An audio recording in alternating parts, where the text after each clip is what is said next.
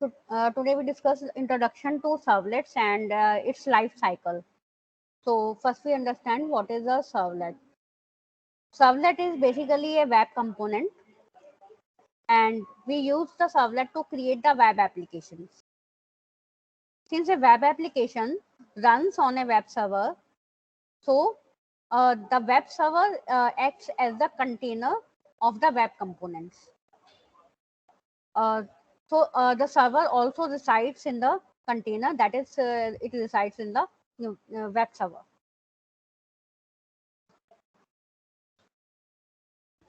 For creating a web application, we need the dynamic web pages. It means the web pages that will be generated whenever the request from the user or client arises.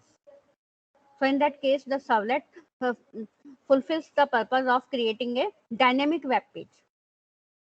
Servlets are the part of web component in an enterprise application. And servlet is basically a class that we create in using Java language, but it also refers to the complete API, and it has many interfaces and classes that you can use to enhance the functionality of your web application. So it means the servlet extends the capability of servers. For example, a web server just receives the request from the client and responds to the client, but the servlet performs the computation which is necessary to provide the useful value to the client. So the servlet responds to the incoming request from the client. And since it is a web component, so it is deployed on a web server like Tomcat server. And it can also be deployed on the application server. Application server is basically a server that deploys the components like enterprise Java Beans. A servlet, we use the servlet to create the dynamic web page. So servlet is nothing but a Java technology that creates the dynamic web page. And they are the simple Java classes that reside on the web server or the application server. So whenever a request arises from the client, the web server receives the request, finds out what is the servlet that is responsible for processing that request, and forwards the request to that servlet. So in other words, we can say that Java servlets are the program that receive requests from the clients. So one of the functionality of the servlet is to process the request and generate the responses. So since everything is in the form of objects, so the request object is servlet receives the request object, and it performs certain computation, and it also generates a response object. And finally, it sends the response object back to the client, which displays it to the user. So basically, what is a request object and a response object? Request and response are two implicit objects in J2EE.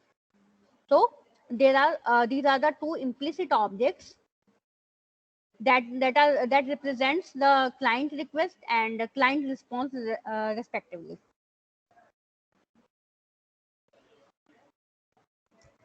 And the response is formed in the form of HTML itself, because all the clients which are browsers, they recognize the HTML. Therefore, the servlet creates a response object and which encloses the HTML. So I'll give you an example of using the servlets. So a web server may hold several servlets, and basically it can hold other JSP files or many servlets or many other components. So whenever the request arrives from the client, it determines which of the servlet can handle that request. So accordingly, it will pass the request to that the appropriate servlet. And in this example, suppose we have two servlets available. One is called the compute servlet, and another servlet is called the simple interest. And basically, these are the two classes of the servlets. So these servlets process the specific request arriving from the client.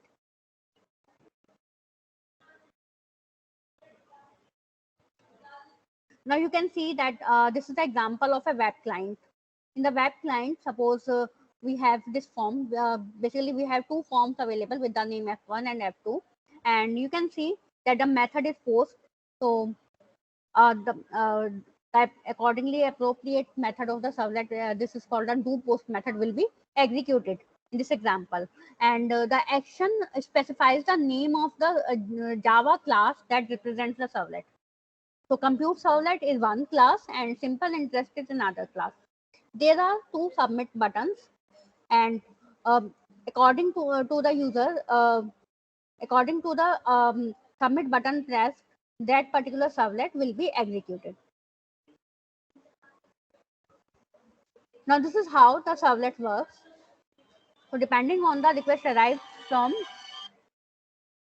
whichever form that particular servlet executes, and this is the working of the servlet. A web client of a web browser sends the request to the web server. Web server finds out the appropriate servlet, and the request object is created. Request object is sent to the servlet. Servlet performs the appropriate computation and generates a response object. That response object directly goes to the web client.